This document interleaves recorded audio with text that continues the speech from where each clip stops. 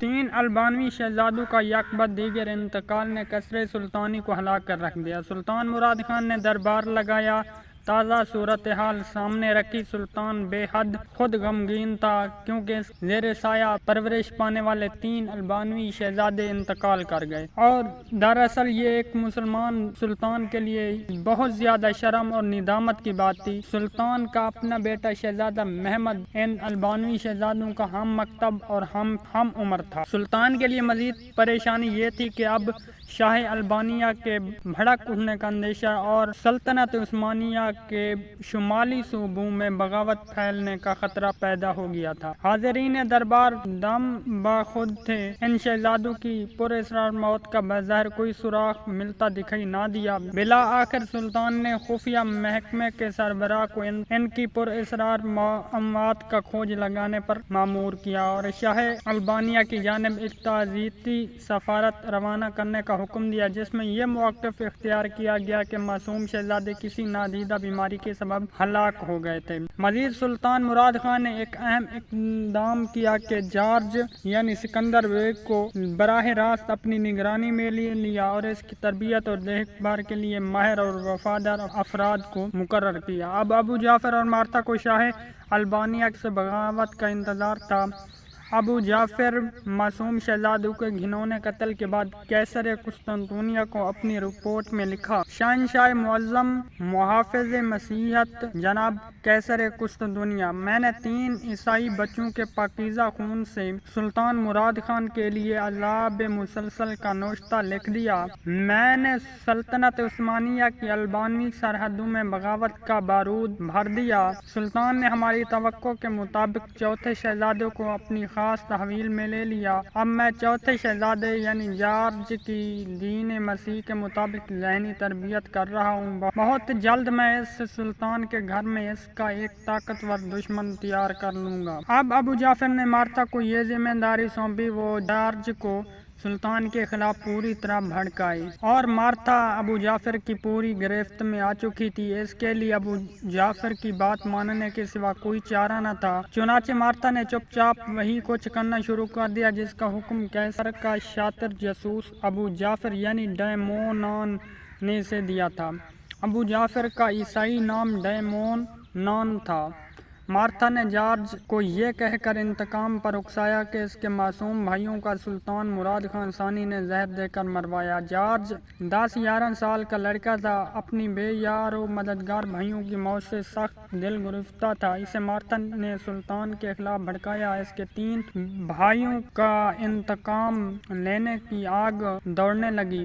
اسے یک بعد دیگر سلطان کے تمام اقدامات ظلم محسوس ہونے لگے۔ اس کی نگاہوں کے سامنے اپنے مفتوح وطن اور مغلوب باپ کا چہرہ سامنے گھومنے لگا۔ ادھر البانوی شہزادہ جارج براہ راست سلطان کی نگرانی میں چلا تو گیا، لیکن اس کے سینے میں غم و غصے کا ایک جہنم دہک رہا تھا۔ مارتھا نے اسے بھڑکایا لیکن ساتھ اسے فوری اشتعال سے باز رہنے پر آمادہ کیا۔ مارتھا اس سے کہتی تھی: جارج، جلد بازی سے کام نہ کر بیٹھنا جس سے تمہارا راز کھل جائے اور تم اپنا انتقام لینے سے محروم ہو جاؤ۔ اب جارج براہ راست شاہی مکتب میں تعلیم و تربیت حاصل کر رہا تھا۔ یہاں اس کی ملاقات شہزادہ محمد سے ہوئی، جو عمر میں جارج سے کافی چھوٹا تھا۔ جارج نے دل میں فیصلہ کیا وہ بڑا ہو کر سلطان مراد خان ثانی کے فرزند شہزادہ محمد کو قتل کر کے اپنے انتقام کی پیاس بجھائے گا۔ جارج کا ناپختہ ذہن انہی خیالوں کے ساتھ بتدریج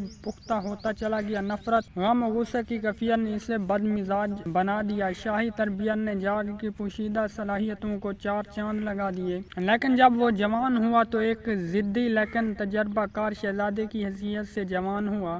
شاہی مکتب سے فراغت کے بعد اسے ینیچیری کی تربیت گاہ میں سپاہانہ جوہر دکھانے کا موقع ملا۔ بہت جلد اس نے شمشیر زنی، نیزہ بازی میں بھی کمال حاصل کر لیا۔ یہاں اس کا استاد طاہر بن ہشام تھا۔ ینیچیری کی تربیت گاہ، جو فی الحقیقت عیسائی قیدیوں کو مسلمان کرنے اور تربیت دینے کے لیے قائم کی گئی تھی۔ جارج نے سلطان کے کہنے پر ظاہراً اپنا مذہب تبدیل کر لیا، لیکن دل میں وہ عیسائی تھا۔ ابو جعفر اور مارتھا نے بھی جارج کو ظاہری طور پر مذہب بدل لینے کا مشورہ دیا۔ جارج نے مذہب تبدیل کر کے اسلام قبول کیا تو سلطان مراد خان بہت خوشی ہوا۔ سلطان نے جارج کا اسلامی نام سکندر بیگ رکھا اور جارج کو اپنا منہ بولا بیٹا بنا لیا۔ سلطان کو معلوم نہ تھا اس نے ایک سانپ کو اپنے آستین میں دودھ پلا کر پال لیا ہے، ایک ایسا سانپ جس کے پس پشت ابو جعفر جیسا زہریلا ناگ اور مارتھا جیسی بھیانک ناگن تھی۔ یہ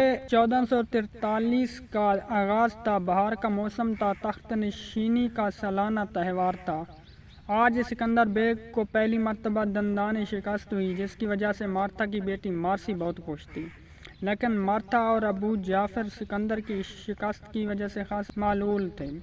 خود سلطان کو بھی سکندر کے ہار جانے کا افسوس تھا، لیکن سلطان نے اس مقابلے کو تہوار کا کھیل سمجھ کر نظر انداز کیا۔ سلطان نے کھیل کے تماشے ختم ہونے کے بعد رات کے وقت سکندر بیگ کو محل میں طلب کیا اور اس کے بائیں بازو پر لگے گھاؤں کی بابت پوچھا۔ سکندر ابھی اپنی شکست کے تاثر سے نہیں نکل پایا تھا۔ سلطان نے سکندر بیگ کو دیکھا تو کہا، سکندر ہم تمہاری بہادری اور طاقت کے قائل ہیں، تمہیں پریشان ہونے کی ضرورت نہیں۔ ہم نے فیصلہ کیا ہے تمہیں مغربی سرحد کی جاگیر کا والی مقرر کر دیا جائے۔ اب وقت آ گیا ہے تمہیں حکمرانی کی ذمہ داری سونپی جائے۔ ہم تمہاری تربیت و تعلیم سے مطمئن ہیں اور اپنا تمہیں فرزند سمجھتے ہیں۔ تمہاری شکست کے دکھ کو دور کرنے کا یہی طریقہ ہم نے سوچا ہے۔ سلطان کا فیصلہ سن کر سکندر بیگ کی تمام حسیں بیدار ہو گئیں۔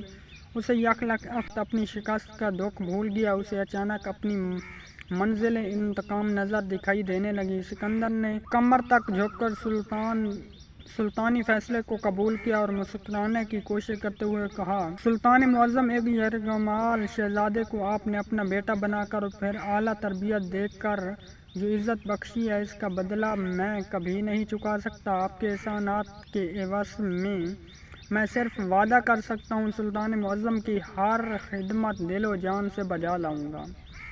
سکندر سلطان کی بات سن کر مسکرایا اور کہا، ہمیں تم پر پورا بھروسہ ہے سکندر، تم کل ہی مغربی سرحد کی جانب روانہ ہونے کی تیاری۔ سرحد کی جاگیر موجودہ والی کے پاس ہمارا شاہی حکم اپنے ہمراہ لیتے جانا۔ ہمیں تم پر پورا بھروسہ ہے سکندر، تم کل ہی مغربی سرحد کی جانب روانہ ہونے کی تیاری کرو۔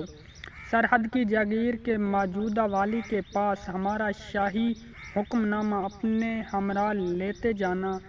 آج سے تم ہماری سلطنت کے ایک بڑے جاگیردار ہو اور ہمیں پوری امید ہے کہ تم اس فرض کو بخوبی نبھاؤ گے۔ تہوار کے تیسرے روز سکندر اپنے محافظ دستے کے ساتھ مغربی سرحد کی طرف روانہ ہوا۔ روانہ ہونے سے پہلے وہ چاہتا تھا کہ مارسی کو اپنے ساتھ بیاہ کر ساتھ لے جائے۔ مارتھا بھی یہی چاہتی تھی، لیکن مارسی نے صاف انکار کر دیا۔ سکندر نے مزید زور ڈالا تو مارسی نے ایک نئی چال چلی۔ اس نے کہا کہ وہ ایک مسلمان شخص سے شادی نہیں کر سکتی۔ تو مارتھا کے پاس اب کوئی چارہ نہ تھا کہ وہ سکندر کی اصل حقیقت اسے بتائے۔ تو مارتھا اسے اپنے الگ کمرے میں لے گئی تو اس نے مارسی کو بتایا کہ سکندر نے اپنا انتقام لینے کے لیے اوپر سے ظاہری طور پر اس نے مسلمان ہوا ہے، لیکن اس کی حقیقت جو ہے وہ ایک کٹر عیسائی ہے۔ مارسی مارتھا کا جواب سن کر شدید پریشان ہو گئی تو اس نے مزید راز اگلوانے کے لیے پوچھا کہ یہ ابو جعفر کون ہے؟ یہ جو اوپر سے شخص نظر آتا ہے وہ اندر سے ایسا شخص نہیں ہے۔ تو گویا مارتھا اب مزید پریشان ہو گئی۔ اب وہ مارسی کو ابو جعفر کے بارے میں نہیں بتانا چاہتی تھی۔ تو مارتھا نے کہا، بس کرو بیٹی، تمہاری شرط یہ تھی کہ تم ایک مسلمان شخص سے شادی نہیں کرنا چاہتی بلکہ عیسائی شخص سے شادی کرنا چاہتی ہو، تو میں نے تمہاری شرط پوری کر دی۔ لیکن مارسی ابھی بھی شادی کرنے کے لیے تیار نہیں تھی۔ تو مارتھا نے ابو جعفر اور سکندر سے کہا، مارسی ایسی شادی کے لیے راضی تو ہے لیکن وہ گھبرا رہی ہے۔ تو ہم ایسا کرتے ہیں کہ سکندر، تم ابھی جاؤ اور وہاں کے حالات اور آب و ہوا کو دیکھو، کچھ دنوں بعد مارسی تمہارے پاس آ جائے گی اور ہم وہیں پہ شادی کریں گے۔ سکندر کے لیے کوئی پریشانی کی بات نہ تھی، وہ مارتھا کی بات سن کر مطمئن ہو گیا۔ وہ مغربی سرحد کی جانب چلا گیا۔ اب مارسی کی مصیبت اس کی جان سے ٹل چکی تھی۔ مارتھا اور مارسی دیر تک اس قسم کی باتیں کرتی رہیں اور صبح سے کچھ دیر پہلے دونوں ماں اور بیٹی کی آنکھ لگ گئی۔